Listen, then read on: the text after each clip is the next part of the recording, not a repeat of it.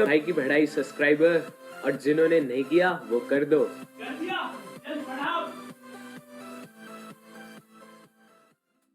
अब हम बात करेंगे जमीन की, यानी लैंड रिसोर्सेज। तो इंडिया कैसा है, पहले वो देखते हैं।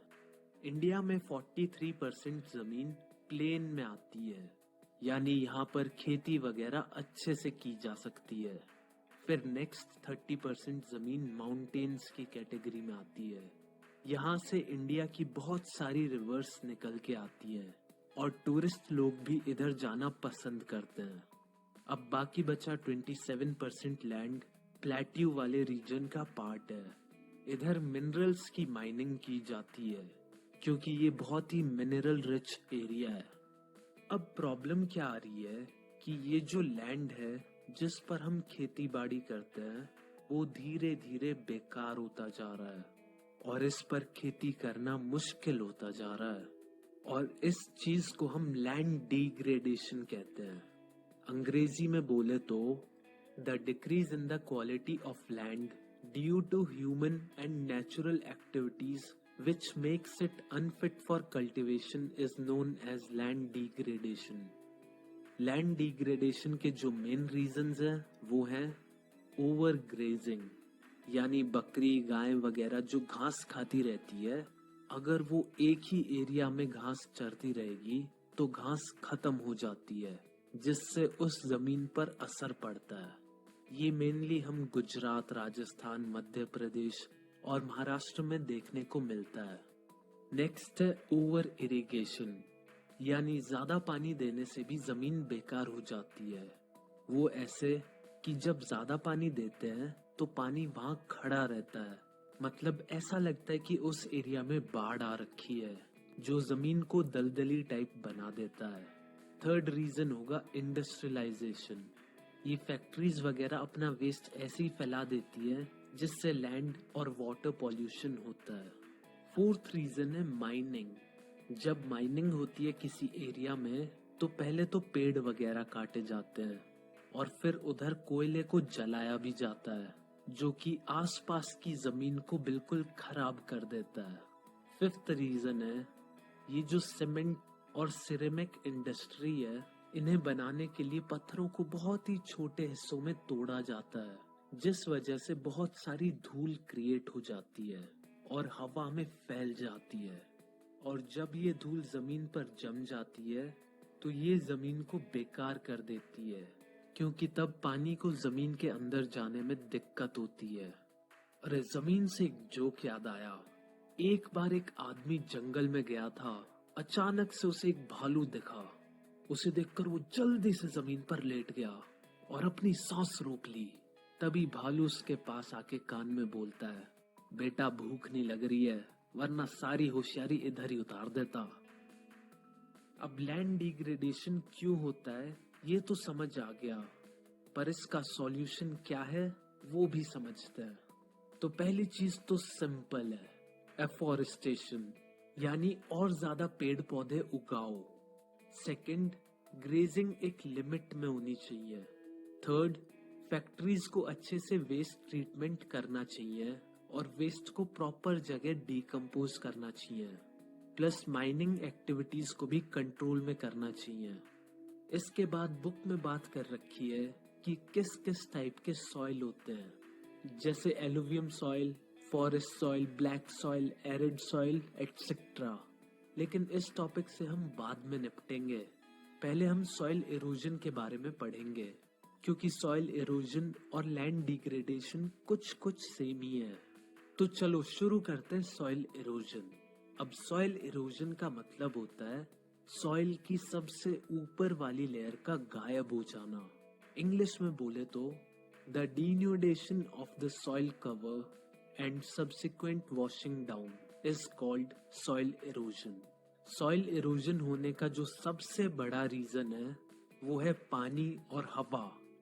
जब पानी बहता है तो वो अपने साथ साथ ऊपर की मिट्टी को भी बहा ले जाता है, और जब तेज हवा चलती है तो वो भी मिट्टी को उड़ा ले जाती है।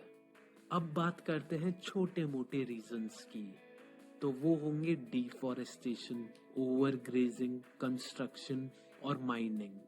और अगर हम गलत तरीके से फार्मिंग करें तो भी सॉइल इरोजन हो जाता है।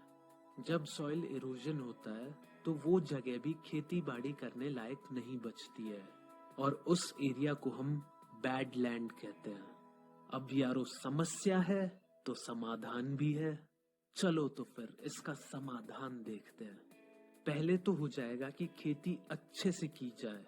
जब हम खेत जोतते हैं तो उसे पानी के फ्लो के ऑपोजिट डायरेक्शन में जोता जाए। और जिन्हें खेती के बारे में घंटा नहीं पता है वो ये समझ लो खेत जोतना मतलब बीज वगैरह डालने के लिए गड्ढे खोदना। नेक्स्ट सॉल्यूशन हो जाएगा एफॉरेस्टेशन, यानी पेड़ पौधे वगैरह उगाते रहो और शेल्टर बेल्ट्स बनाओ। शेल्टर बेल्ट्स यानी पेड़ों को एक स्ट्रेट लाइन में उगाना, जैसे तुम हाईवे वगैरह पर देखोगे दोनों ही तरफ ऊंचे ऊंचे पेड़ एक लाइन में लगे होते हैं।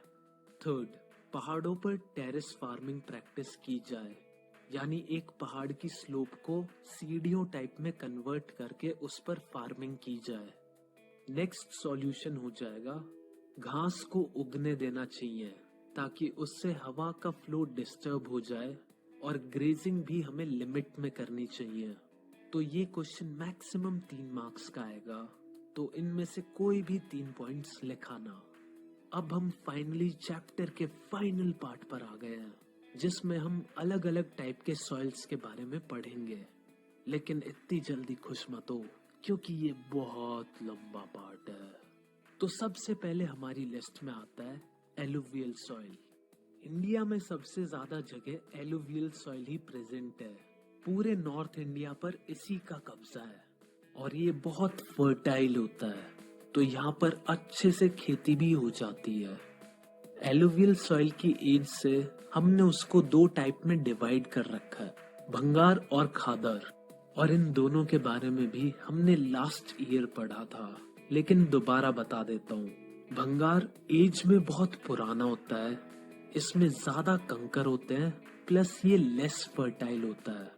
वहीं खादर एज में नया होता है, कंकर यानी छोटे छोटे से जो पत्थर होते हैं वो भी बहुत कम होते हैं और ये बहुत ज्यादा फर्टाइल होता है। अब नेक्स्ट सॉइल जो है हमारी लिस्ट में वो है ब्लैक सॉइल। ये कॉटन उगाने के लिए बेस्ट होता है, प्लस ये अपने अंदर मॉइस्चर को स्टोर करके रखता है। ये mainly north west Deccan plateau, Malwa plateau और प्लेट्यू ऑफ महाराष्ट्र में मिल जाता है। अब नेक्स्ट है रेड एंड येलो सॉइल। ये उस एरिया में पाया जाता है जहां बारिश कम होती है और जहां क्रिस्टलाइन इग्नियस रॉक्स होते हैं। रेड और येलो सॉइल साउथ और ईस्टर्न डेक्कन प्लेट्यू में मिलते हैं और छत्तीसगढ़ और उड़ीसा में। लिस्ट में नेक्स्ट नाम है लेटरिन सॉइल का। लेटराइट सॉइल का, सॉरी। वैसे मुझे पूप बोलना ज्यादा अच्छा लगता है।